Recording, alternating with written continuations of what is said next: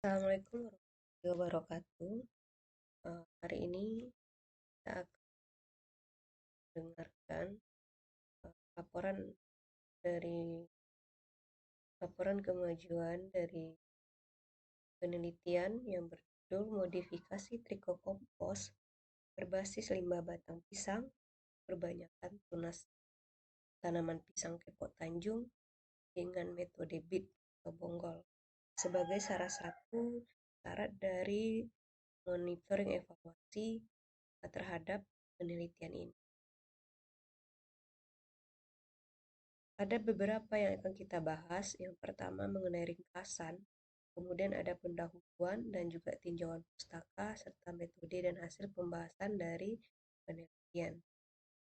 Yang dimana dari latar belakangnya dapat kita lihat bahwasanya komoditi unggulan saat ini pisang kepok Tanjung menjadi salah satu komoditi unggulan khususnya di Kabupaten Sijunjung. Untuk apa digunakannya yaitu adalah sebagai makanan olahan pisang, seperti pisang goreng, keripik pisang, pisang salai, pisang coklat, dan aneka makanan berbahan baku lain. Nah, bagaimana cara meningkatkan bibit berkualitasnya agar dia menghasilkan bibit berkualitas tinggi?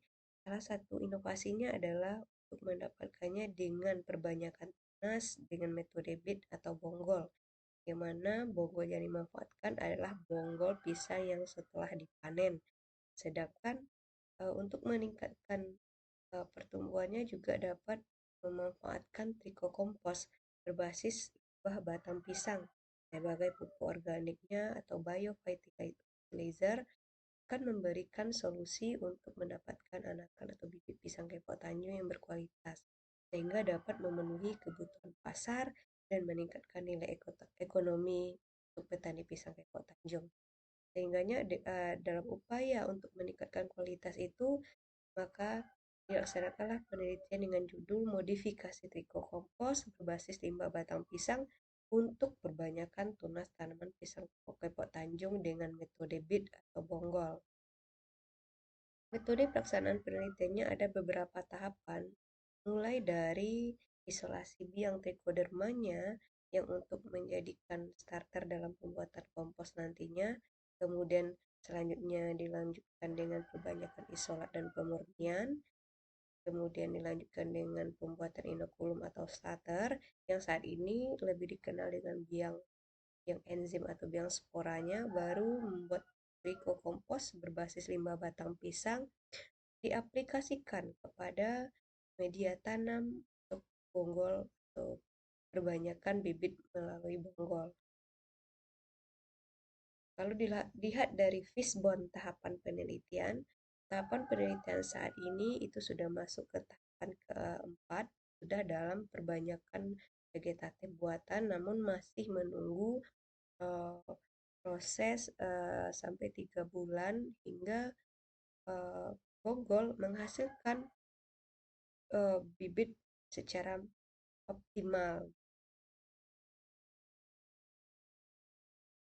Nah, dari hasil yang telah didapat, kita telah mendapatkan isolasi trichoderma dari tanah dengan karakteristik tanahnya itu tanah yang diambil di bawah pohon bambu yang diduga potensial untuk pertumbuhan trichoderma. Selanjutnya dilakukan inkubasi itu selama 3 kali 24 jam atau lebih kurang 3 hari.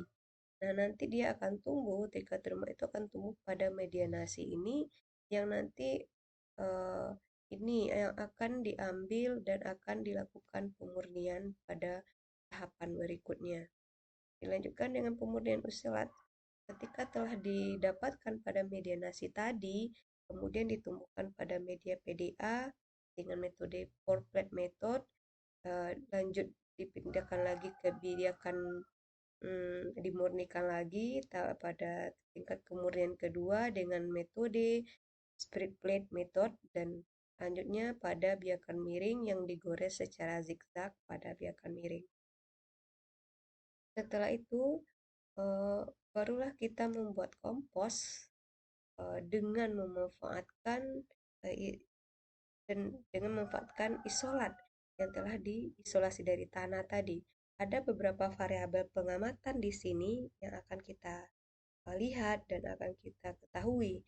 Yang pertama tentang warna kompos, kemudian pH, kemudian suhu, kelembaban, intensitas cahaya, volume berat trikokompos.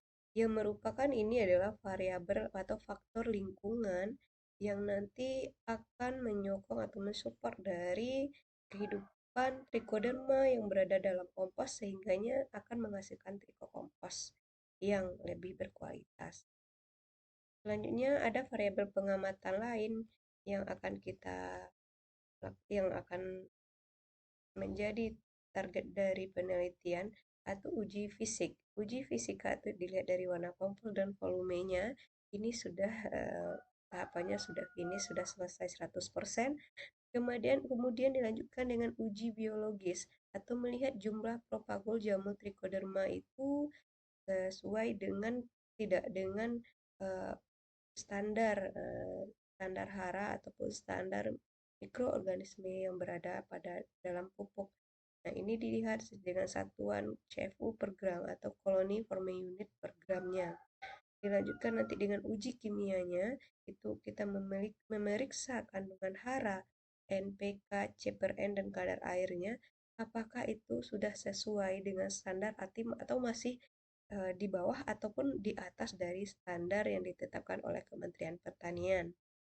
Selanjutnya, variabel pengamatan lain itu adalah pertumbuhan bibit pisang dengan metode bit bonggol. Nah, ini parameter yang diamati ada 6. Tinggi tanaman, jumlah daun, lebar daun, warna daun, dan umur tumbuh tunas, serta berapa umurnya di transplanting yang bisa dilaksanakan ketika dia sudah memiliki 2 helai daun dan 1 helai daun pedang, sehingga dia bisa pindah ke dalam polybag sebelum ditanam ke tanah.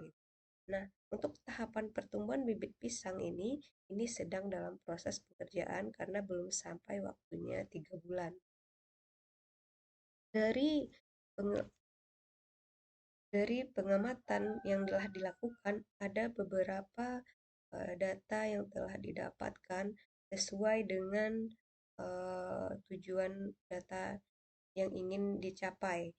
Seperti warna, di sini ada warna dari kompos setiap perlakuan itu berbeda-beda. Nah, dari ini ada perlakuan D yang paling baik. Di perlakuan D ini itu dengan dosis kompos 250 gram per kilo. Nah, jadi untuk perlakuan A, B, C, D ini berbeda. Nanti akan disampaikan di akhir. Kemudian ada pH kompos. pH itu dilihat dari angka itu hampir sama, berkisar antara 6,58 sampai 6,91. Berarti pada pH yang netral. Kemudian dilihat dari suhu pun sepertinya tidak terlalu berbeda, namun D itu suhunya lebih tinggi.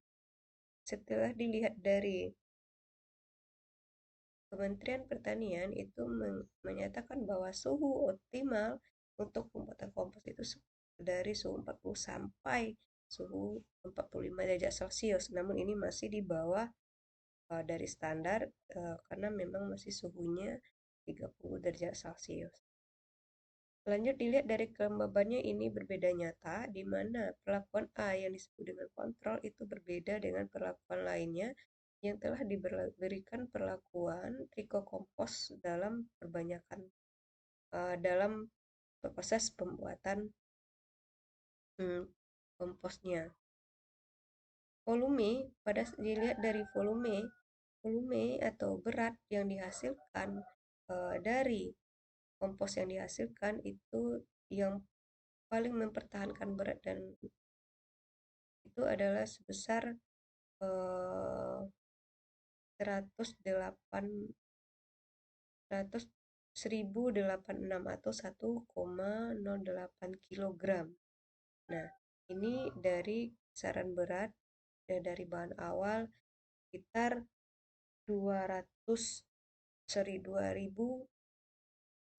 gram. Jadi memang ada penyusutan